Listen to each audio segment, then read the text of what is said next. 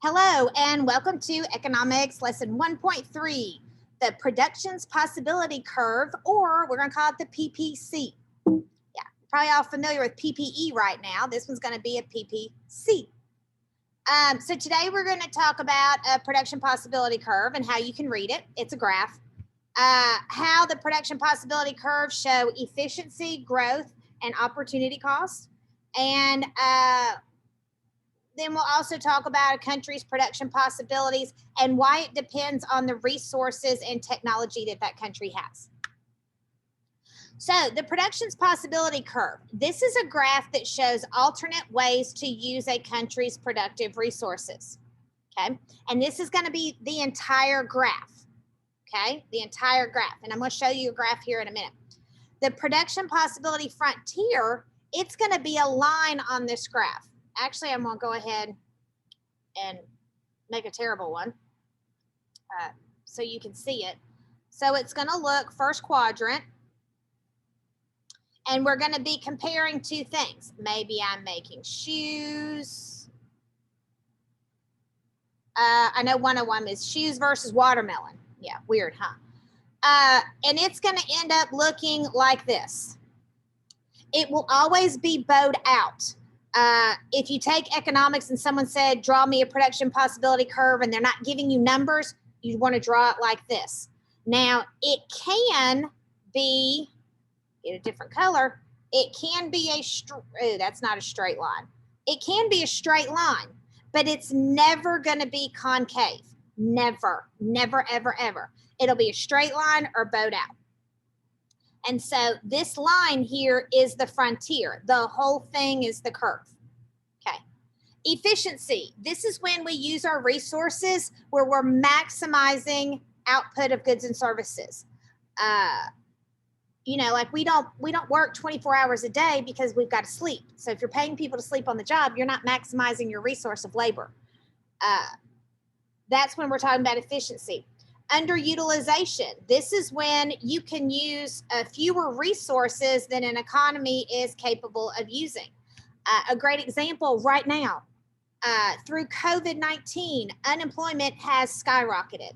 We are underutilizing our labor force. We have so many people unemployed that could be working, but we don't have jobs for them. Like we're capable of using them, but we're not. So that's underutilization.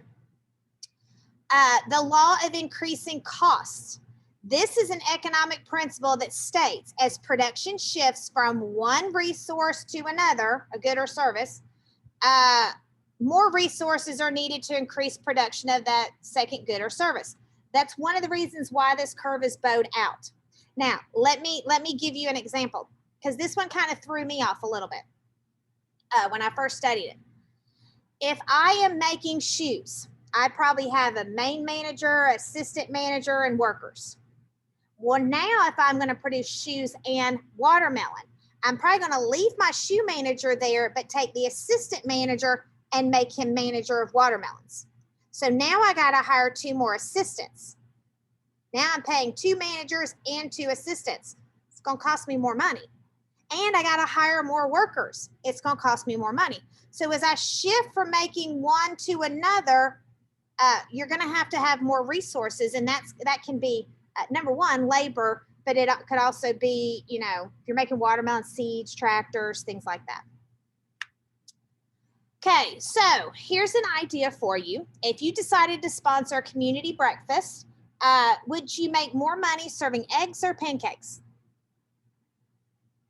Now, I probably have about half of you going, ooh, eggs, and I probably have half of you going pancakes. And I'm going to tell you, the answer is pancakes. I've done this before. The reason is, like, when I did a fundraiser, we actually ordered our pancakes from McDonald's and just kept them in a warmer, and they were great. But if you have eggs, think about it. Do you want them scrambled? Do you want them fried? If you want them fried, do you want them sunny side up, looking at me, over easy, over hard? Yeah. And then scrambled eggs. Do you like your eggs really done? Do you like them runny? There's a whole lot more room with eggs for people to not like it. With a pancake, you burnt it. You pretty much see you burnt it and throw it away. The other thing too is pancakes are cheaper than eggs, a whole lot cheaper. So you'd raise more money with pancakes than you would eggs. Pause the video, or when you're done with this, take a look at this YouTube video. Actually, pause it and go look at it now. Yeah.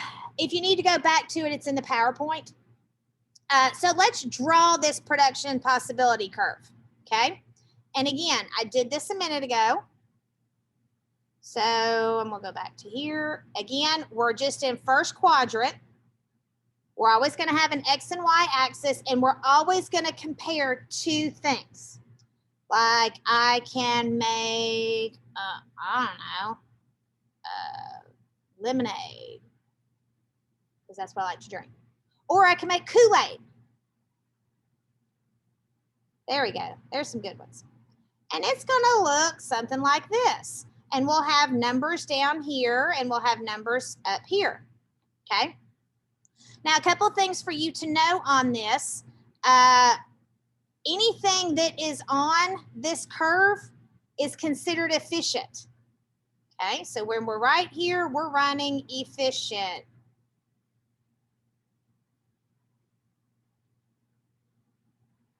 God, that's such horrible handwriting. So anything below here is inefficient.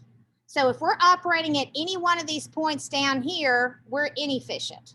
We could be doing more. We could be making some combination of lemonade and Kool-Aid on this curve.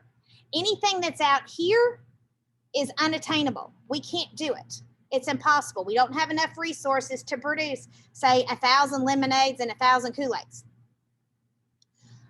One example of that would be if I asked you to work 25 hours a day, you're going to tell me, I can't do it. There's only 24. It's impossible. That's what this area is. It's impossible for you to work that many hours, okay? Now, farmers have to decide how to use their resources efficiently. Do they want to grow wheat? Do they want to grow broccoli? Do they want to do Brussels sprouts? Do they want to do asparagus? They've got to choose what crops to grow and how much of their land they want for each crop. Do they want to just be a one crop farmer? Do they want to have several different ones? And here's our example with watermelons and shoots. Now, this is a production possibility table. It's not the curve. The curve is the graph. And all this is, honestly, these are X and Y coordinates. Your algebra is going to come in here. So here I've got, and for some reason, I don't know why, they make this one X and this one Y. That always bugs me about this because I want them X and Y. So this would be at we would plot this point at 15, 0, 14, 8, 12, 14, and so on. So you can see when we focus 100% on shoes, we can make 15 million pairs. When we focus on nothing but watermelon, we can make 20 million tons. But if I wanted to make about half and half, I can do 14 million tons of watermelons and 12 million pairs of shoes. And again, this helps us know our opportunity cost. Because if I was operating right here, okay, and I wanted to know what's the opportunity cost for me producing 8 million, or I'm operating here, for producing 14 million watermelons. I'm doing 8 right now. I want to go to 14 million. We go over here. It's going to cost me 2 million pairs of shoes. Because if I make 6 million tons of watermelon more, I'm going to lose 2 million pairs of shoes. That's my opportunity cost. And you can do that for any one of these. So that production possibility curve gives us useful information. It can show us whether we're running at efficiency, whether the economy is growing, and the opportunity cost of producing more of one good or service. Now, here is something. Sadly, our book, most of these graphs only go up to 2012, 2013. But here's our unemployment rate. And if you get to 2020, to the beginning of it, I guarantee you it's way up here. And then you got COVID and it does this again. It'll be interesting to see those new curves. They haven't come out yet. And if you look, a little geometry here, you can see that GDP is almost a reflection of unemployment. And the reason is when people are working, let's go down here. Gross domestic product is the total number of goods and services produced in the United States. So if people are working, it makes sense we're producing more. When people are not working, we're not producing as much. And right now, I bet our GDP is low because we have a lot of people unemployed. We have a lot of people unemployed. We're not producing what we used to. Just look at the toilet paper aisle. Now, this production possibility curve can also tell us how the economy is doing. Is it growing or is it contracting? This graph right here is an example that the economy is growing because it moved out. Our original curve is what was efficient.